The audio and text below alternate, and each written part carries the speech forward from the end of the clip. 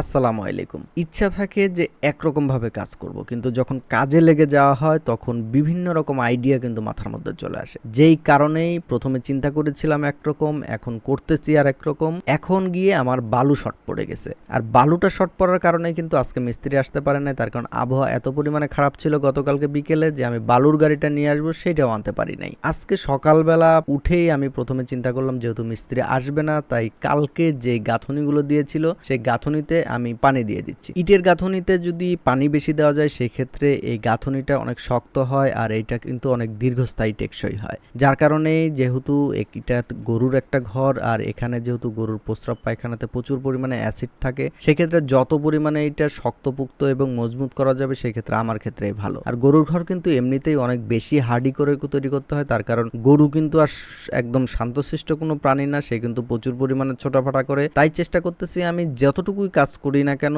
এই প্রত্যেকটা কাজে একদম হ্যাভি সুন্দর বা অনেক শক্তপোক্ত মজবুত ভাবে করার চেষ্টা করতেছি ইনশাআল্লাহ। আর যেহেতু মিস্ত্রি এখন আজকে আসে নাই সেই ক্ষেত্রে আমি চিন্তা করতেছি যে আগামীকালকে যখন আসবে তখন আমি সর্বপ্রথম আমার যে গোড়া হবে সেই গোড়ার যে ঢালাইটা সেইটা করে ফেলবো। আর গোড়ার ঢালাইটা করতে হলে প্রথমে গোড়ার ভিতরে আমাকে মাটি দিতে হবে, এরপরে সেখানে আমাকে বালু দিতে হবে। যার কারণে মাটিটাই সেটা আমি সর্বপ্রথমে ভরে নিচ্ছি। আর এখন যেহেতু বৃষ্টি হচ্ছে সেই ক্ষেত্রে কোথাও থেকে মাটি আনাও কিন্তু খুব মুশকিল। এই ঘরেরই সাইডে ওয়াল করার সময় যে এই মাটিগুলো আমি উঠিয়েছিলাম নিচ থেকে বা এইটার যে ডোয়া ছিল ডোয়া কেটে যে মাটিগুলো হয়েছিল আমি চেষ্টা করতেছি এই মাটি দিয়ে যেন এই গোড়ার যেই ফিল আপটা সেটা হয়ে যায়। অল্প কিছু মাটি দেওয়ার পরেই আমি এটা পানি দিয়ে দিচ্ছি, কারণ পানি দিয়ে যদি এটা জাওন করা যায় সেক্ষেত্রে এই মাটিটা একটু ভালোভাবে বসবে।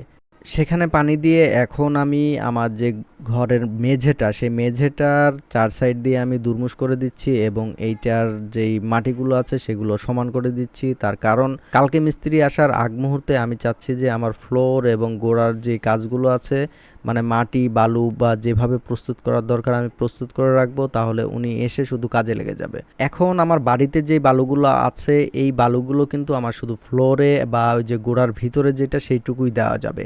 আর কালকে ঢালাইয়ের কাজের জন্য আমি নতুন যে বালুটা নিয়ে আসবো সেটা দিয়েই করব। যার কারণে এই বালুগুলোই আমি এখন নিয়ে আমার গরুর ঘরের যে ফ্লোরটা আছে ফ্লোরের উপরে দিব এবং আমার যে গোড়াটা করব সেই গোড়ার উপরে এই বালুটা দিয়ে দিব। এখন গোড়ার মধ্যে যেই মাটিগুলো দিয়েছিলাম, মাটি দেওয়ার পরে পানি দিয়েছিলাম, সেই পানিটা দেওয়ার পরে এখন দেখা গেল যে ৩ থেকে ৪ ঘন্টা হয়ে গেছে। এই ৪ ঘন্টা পরে এসে এই মাটিটা আবার কোপ দিয়ে এটা উল্টায় দিচ্ছি। যার কারণে কিন্তু এইটার একদম নিচে যেই নরম মাটিটা ছিল আর উপরে যে শক্ত মাটিটা ছিল এটা কিন্তু একদম একাকার হয়ে গেছে, যার কারণে এটা অনেক হেভি বা অনেক শক্ত হবে। এর পরবর্তীতে এখন এই গোড়ার মধ্যে আমি বালু দিয়ে এটা সমান করে দিচ্ছি। বালু দিয়ে সমান করে দেওয়ার পরে এখানে আমি দুরমুশ করে দিব। আর দুরমুশ করার পরবর্তীতেই কিন্তু এটাতে একদম ঢালাই দেওয়ার জন্য যে উপযুক্ত সেটা হয়ে যাবে।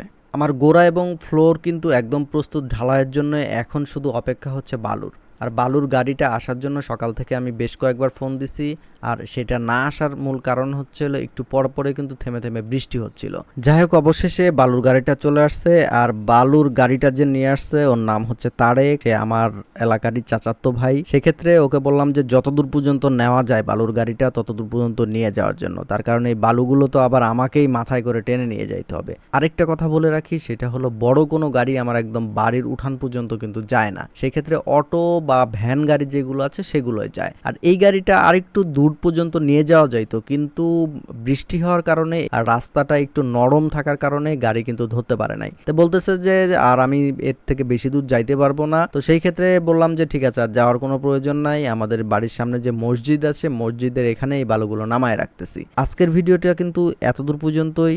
যারা এতক্ষণ ধৈর্য ধরে আমার ভিডিওটা দেখছেন তাদেরকে অসংখ্য ধন্যবাদ। আর আপনাদের প্রতি অনুরোধ, দয়া করে আমার ইউটিউব চ্যানেলটি সাবস্ক্রাইব করে দিবেন, আর যারা ফেসবুক থেকে দেখতেছেন আমার পেজটি ফলো করে দিবেন। দেখা হবে আবার পরবর্তী ভিডিওতে, ততক্ষণ সবাই ভালো থাকবেন, সুস্থ থাকবেন। আল্লাহ হাফেজ, আসসালামু আলাইকুম।